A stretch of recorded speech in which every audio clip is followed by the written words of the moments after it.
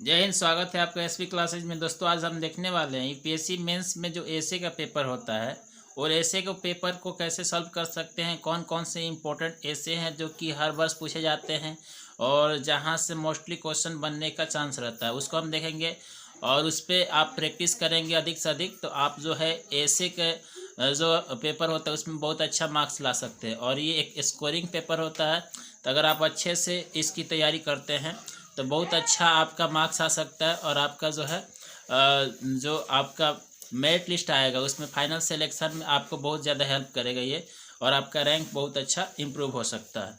तो समझते हैं कि निबंध जो होता है इसको कम से कम 1000 से लेकर 12 शब्दों में लिखना होता है।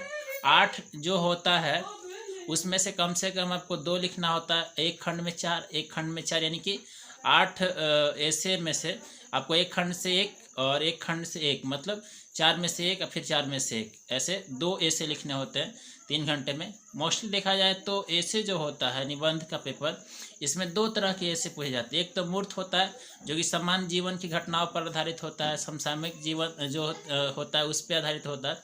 और दूसरा जो होता है अमूर्त, ये सोचनीय होता है, भावनात्मक होता है। इसमें आपको प्रॉपरली सोचना पड़ता है अच्छे से डेप्थ में जाके, तब जाके इसको आप लिख पाते हैं। और आजकल जो है अमूर्त टाइप के क्वेश्चन यूपीएससी द्वारा बहुत ज़्यादा पूछे जा रहा है, तो इसलिए इस तरह के अमूर्त जो ऐसे है उसका प्रैक्टिस करना बहुत ज़्यादा ज़रूरी है। निबंध लिखते समय ये चीज़ ध्यान देना ज़रूरी होता है कि एक्चुअल में उसका प्रसंग समझना है कि आखिर है क्या वो, मतलब उसका मीनिंग समझना है। दूसरा चीज़ कि जितना संक्षिप्त हो सके, जितना मतलब चीज़ों को बहुत फैला मत नहीं देना है, मतलब जो एक लिमिटेशन है जितना पूछा गया उसी के हिसाब से लिखना है। तीसरा है कि सशक्त एकदम अच्छा होना चाहिए आपका जो है ऐसे। और चौथा है कि एकदम सटीक जो बात आप कहना चाहते हैं वो होना चाहिए और प्रभावकारी होना चाहिए, यानी कि जैसे आपका ऐसे अगर कोई एग्जामिनर पढ़ता है तो काफ़ी ज़्यादा इम्प्रेस हो जाए कि हाँ आपने बहुत अच्छा जो टॉपिक दिया गया था उसको बहुत अच्छे से डील किया है, बहुत अच्छे से उसको आपने बताया है। तो अब हम बात करेंगे कि जो मूर्त यानी कंसेप्चुअल टाइप के क्वेश्चन जो ऐसे आते हैं उसमें कौन कौन से ज़्यादा इंपॉर्टेंट है, और फिर हम देखेंगे अमूर्त में कौन कौन से ज़्यादा इंपॉर्टेंट है। तो मूर्त में हम देखेंगे, पहला हमने लिया है जो कि बहुत इंपॉर्टेंट क्वेश्चन है, इंपॉर्टेंट टॉपिक है जहाँ से क्वेश्चन बनते हैं। पहला है प्राथमिक स्वास्थ्य सेवा और शिक्षा भारत के पिछड़ेपन का कारण है।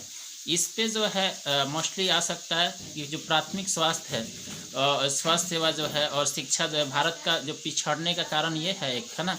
दूसरा है कि पक्षपात मीडिया भारत के लोकतंत्र के समक्ष एक वास्तविक खतरा है, यानी कि आप अगर भेदभाव करके मीडिया जो काम करती है तो भारत के जो लोकतंत्र है उसके लिए क्या है, एक खतरा का काम करता है। तीसरा जो है जलवायु परिवर्तन के प्रति सुनम्य भारत हेतु वैकल्पिक तकनीक, जो जलवायु परिवर्तन होता है, क्लाइमेट चेंज जो होता है उसके प्रति अगर भारत के और क्या ऑप्शन हो सकते हैं, क्या उसके पास और भी वैकल्पिक है, इसमें आपको लिखना होगा इस टॉपिक में।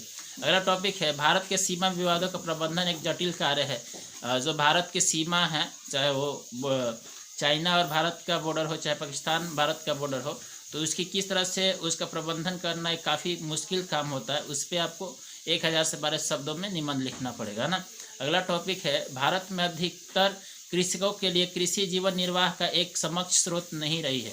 अब भारत में जितने भी किसान हैं मोस्टली वो जितना कृषि से जितना उनका अर्न होता है, जितना वो कमा पाते हैं, उससे बहुत अच्छे से वो अपना जीवन निर्वाह नहीं कर पाते हैं, तो बहुत ज़्यादा दिक्कत होती है। उसकी वजह से बहुत सारे किसान जो है आपको बहुत सारे न्यूज़ आते हैं कि टाइम टाइम पे सुसाइड कर लेते हैं। तो कहीं ना कहीं ये भी एक रीज़न होता है कि वो अपना परिवार अच्छे से चला नहीं पा रहे हैं अभी नहीं, और कर्ज काफ़ी ज़्यादा हो जाता है, तो उसकी वजह से तो जीवन निर्वाह अच्छे से नहीं हो पाता। अगला टॉपिक है कि भारत में संघ और राज्य के बीच राजकोषीय संबंधों पर नए आर्थिक उपायों का प्रभाव। भारत और संघ में जो भारत में जो संघ है और जो राज्य है उसके बीच राजकोषीय संबंध क्या है और उसके आर्थिक उपाय का प्रभाव कैसे पड़ता है। अगला टॉपिक है हम मानवीय नियमों का तो साहसपूर्ण सामना कर सकते हैं परंतु प्राकृतिक नियमों का प्रतिरोध नहीं कर सकते।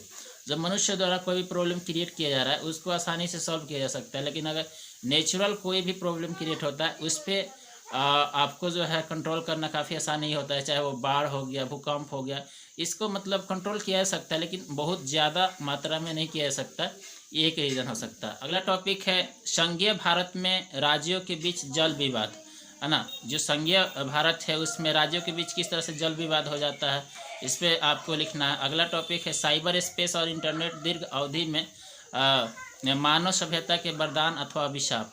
जो साइबर स्पेस है वो किस तरह से मनुष्य के लिए वरदान है या अभिशाप है, इस पे आपको लिखना होगा। अगला टॉपिक है डिजिटल अर्थव्यवस्था एक क्षमताकारी या आर्थिक अक्षमता का स्रोत है।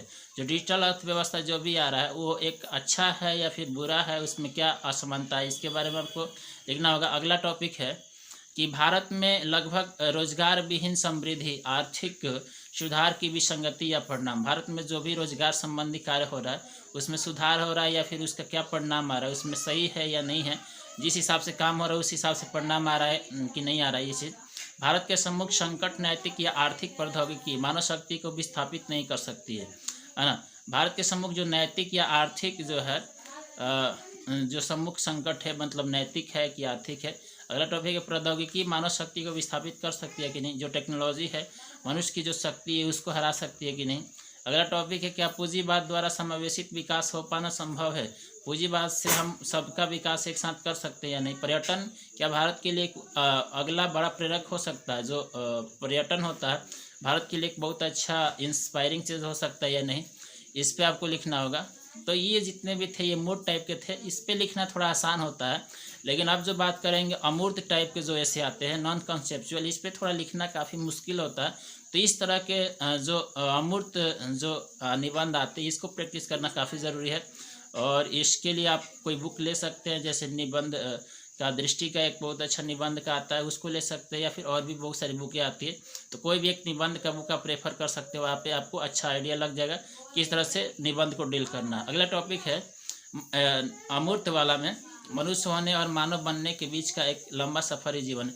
मनुष्य एक है और मानव जब बन जाएगा उसके बीच का जो टाइम होता है उसी को जीवन बोलता है। अब इसमें 1000 से 12 शब्द लिखना है तो ये काफ़ी थोड़ा मुश्किल हो जाएगा। अगला टॉपिक है विचार परक संकल्प स्वयं को शांति चित्त रखने का उत्प्रेरक है। जो विचार हम करते हैं वो किस तरह से स्वयं को एक अच्छे शांति से रख सकते हैं उसका एक बहुत अच्छा साधन होता है, इस पर लिखना है। अगला है सरलता चरम परिष्करण है। जो मनुष्य सरल है वो बहुत अच्छी बात होती है, इस पे लिखना है। विवेक सत्य को खोज निकालता है। जो बुद्धि होता है वो सत्य को कहीं ना कहीं से ढूंढ लेता है। अगला टॉपिक है मूल्य वे नहीं जो मानवता है बल्कि वे हैं जो मानवता को होना चाहिए। मतलब आपकी जो एक वैल्यूएशन है वो ये नहीं है कि मानवता आपको ह्यूमैनिटी है, बल्कि वे होनी चाहिए कि मानवता, बल्कि वे हैं जो मानवता को होना चाहिए। मतलब ह्यूमैनिटी को होना ही चाहिए, जो आप में है वही नहीं है ना। अगला टॉपिक है व्यक्ति के लिए जो सर्वश्रेष्ठ है वो आवश्यक नहीं कि समाज के लिए भी हो। अब जैसे मान के चलिए कि कोई चीज़ आपको ज़्यादा पसंद है कि नहीं, थोड़ी है कि वो पूरे समाज के लिए अच्छा हो। अगला टॉपिक है एक अच्छा जीवन जो है प्रेम से प्रेरित तथा ज्ञान से संचालित होता है। एक बढ़िया जीवन जो होता है प्रेम से भरा होता है और ज्ञान से के द्वारा वो चलता है। कहीं पर भी गरीबी हर जगह समृद्धि के लिए खतरा है। कहीं पर भी गरीबी है तो बाकी जगह के लिए खतरा हो सकता है। अगला है रूढ़िगत नैतिकता आधुनिक जीवन का मार्गदर्शन नहीं हो सकता। पुराने विचार आधुनिक जीवन को नहीं चला सकता। अगला टॉपिक है अतीत मानवीय चेतना तथा मूल्यों का स्थायी आयाम है। वह